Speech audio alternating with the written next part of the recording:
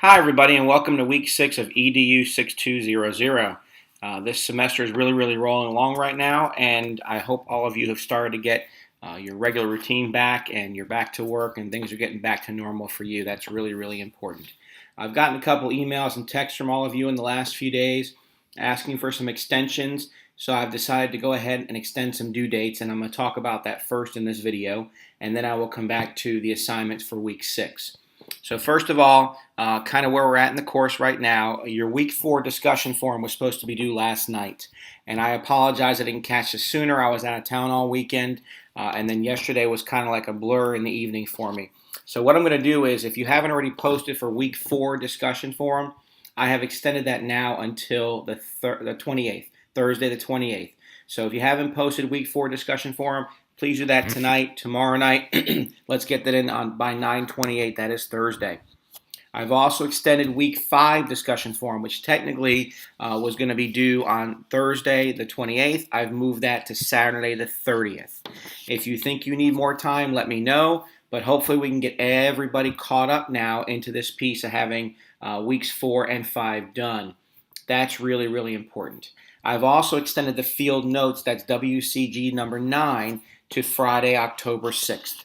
On this, several of you have contacted me that your schools are back, but you're still not back to where you can have time with your administration and do the activities you have to do. And that's fine. I want to make sure you get this assignment done. It's a learning experience. And so I've gone ahead and given you another couple of weeks on the due date. So that's Friday, October 6th on field notes. That's WCG number 9. If you're looking for these dates, again, I'm not updating the syllabus. I am updating the due dates in the coursework page. So as you look at the coursework page, you will see these updated due dates on there. I've already graded your week 3 discussion forums. Those are done and in the books, and we're kind of moving forward now on everything else. All right, so you got week 4, week 5, and the field notes, WCG number 9. Week 6. So we're moving into week 6 now. Week 6 starts today. And one of the things I want to do with discussion forum is I'm giving you an extension on that. That's going to be due on October 9th. So it was going to be October 2nd, a week from yesterday, but I've given you another week, and that's because we don't really have a discussion in week 7. We only have one assignment, and that's the compliance inventory I'll get to again in a moment. But I wanted to give you an extra week to work on that. As a reminder, the groups who are presenting, so week 6, I heard from one of you today. You should have your content in there today and allow people to go ahead and start responding. For those of you going after the break for the midterm exam, just to think ahead of where you want to be, I'm looking for you to post 2 things for us. Number 1, a really good summation of what the chapter is about and highlight any key points. So for example, the week 5 group, when I spoke to them, I asked them to make sure they cover the Tinker case, which is really a key point in what we did during week 5.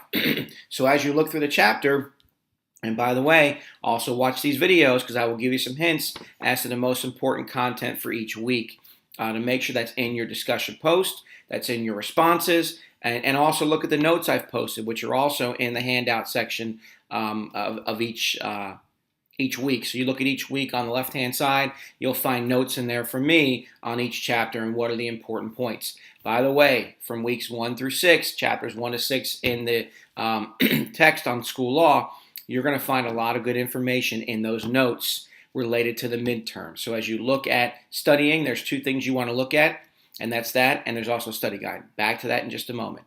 So everybody's got those due dates for the discussion forums. Week 4 is going to be on 9/28. Week 5 is now 9/30, and week 6 is now October 9th.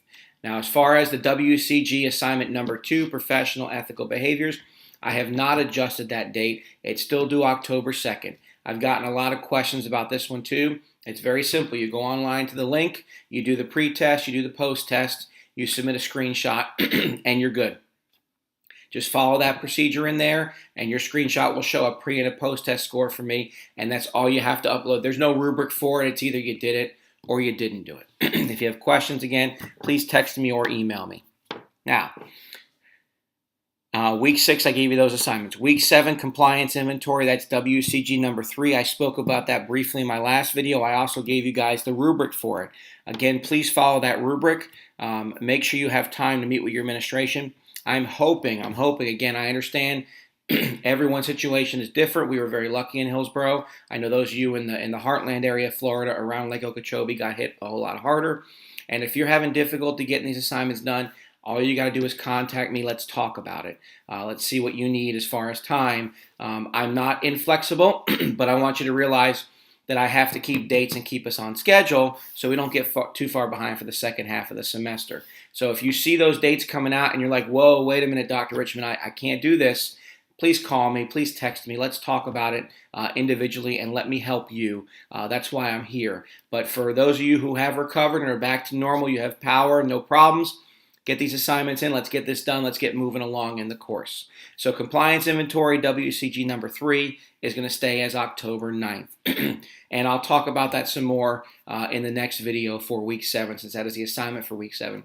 But definitely look ahead at the rubric. Look ahead at the syllabus. You'll find WCG number 3, which is week 7's assignment, and that's going to be on page 6. So page 6 is where you're going to find that, and that's some good information for you.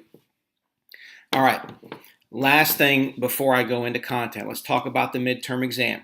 The midterm exam is going to open October 16th. It closes on October 10th. Oh, I apologize, guys. It opens on October 10th. It closes on October 16th. I was looking at the dates wrong on there. I apologize. So October 10th, you can start taking it, which is why I'd love if we can get all these assignments turned in before October 10th on the 9th, like we have planned. That'll get you right in the spot to take the exam. There are 2 things you want to do to review for this exam. Number 1, you want to download the study guide. You will find a study guide on the handout section on the right-hand side below all the blog posts. So if you scroll down past all the posts there for me with all the videos, you'll find a chapter 1 through 6 study guide. Number 2, you want to look back at the notes I've put in those weeks, and that's on the left-hand side. Each week has notes from its particular chapter, and I'm trying to open up the exam piece here, and it's not cooperating. But in the meantime, while I wait for that to happen, let me take a moment and talk to you about week 6 and the week 6 content. So just give me 1 second here, and let me get that page open up. All right. So week 6 is going to be chapter 6 in the textbook, and it's all about student classification. It's all about how we're going to look at kids and how we're going to give them rights. And so one of the neatest pieces in here is we're looking at Equal Protection Clause, which is the 14th Amendment of the Constitution. And it says very clearly this: no state shall deny anyone equal protection of the laws. And one of the big things that pushed the 14th Amendment was this idea of classification based on race. You go back to post-Civil War, but before Brown versus Board, and you're looking at a lot of things happening with our states and what's going on with schools. And so there's 2 key cases you really want to look at in Chapter 6. And the first one is Plessy versus Ferguson. And what Plessy says is separate but equal is legal. Let me say it again. Separate but equal is legal. In other words, black students can go to a black school and white students a white school. And as long as they have the same materials, that's considered legal separation. And so for many, many years, especially in the South, Florida was part of that, the schools were separated that way. And you had all black schools and you had all white schools. And sometimes kids would have to go and be bused past a white school to get to a black school. And that was something that these people fought. But in Plessy versus Ferguson, that's the way the Supreme Court ruled. Well, then Brown versus Board came up. And you all know this landmark decision. And basically what they said was separate but equal is inherently unequal. So what they're saying now is it doesn't matter that there's a black school over here and they can have all the materials they need, and here's a white school. This is what forced integration, that we had to allow kids to go to a school that was in an area close to their house. So a lot of good things that came out of that were the way we function in schools today. And those of you who've lived in Florida for a very long time, there was a landmark case in 1971 by the federal judge that rules this part of Florida, so Western Florida. Now, I grew up in Fort Lauderdale, different judge, but the part that covers Western Florida, the Tampa area, basically, was very, very interesting in that they forced busing.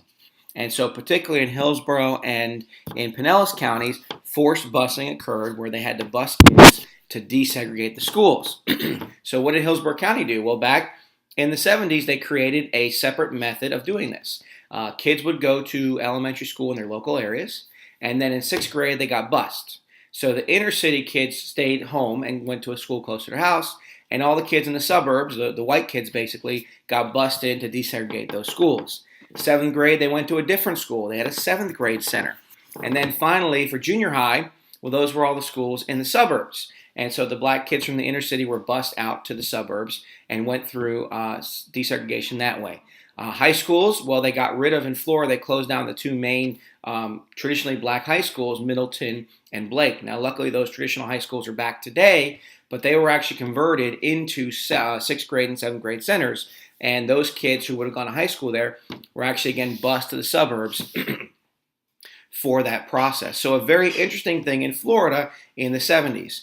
Now, this happened in Hillsborough until the mid-1990s. I moved here in 95, 96, and started teaching in 96 in Hillsborough County. At the time, we still had these 6th grade centers, 7th grade centers, and I taught at a junior high my first year. Then we converted to middle school, and the district implemented magnet schools. Now, be it what it may, magnet schools are a great thing, and there are some really fantastic magnets. We have some great magnets in Hillsborough County for performing arts, for science and math, and all those things are there, IB. But ultimately, magnet schools were created in Hillsborough County for one reason. They were created for desegregation purposes. They wanted to try and encourage the kids living in the suburbs to come to the inner city schools, and that was the purpose of it. So really, really interesting stuff there on that, and you'll find some notes in the chapter from me as well. Other things that come up in this chapter are things about sexual harassment, classification based on sex, and although our text is a little bit older, it is some good information for us on how this stuff started, because it now applies to everything. Everything related to gender identification, sexual orientation is all things that kids are protected under, and we have to make sure that we provide those protections for them. So some great things in there in Chapter 6 for you to look at. All right,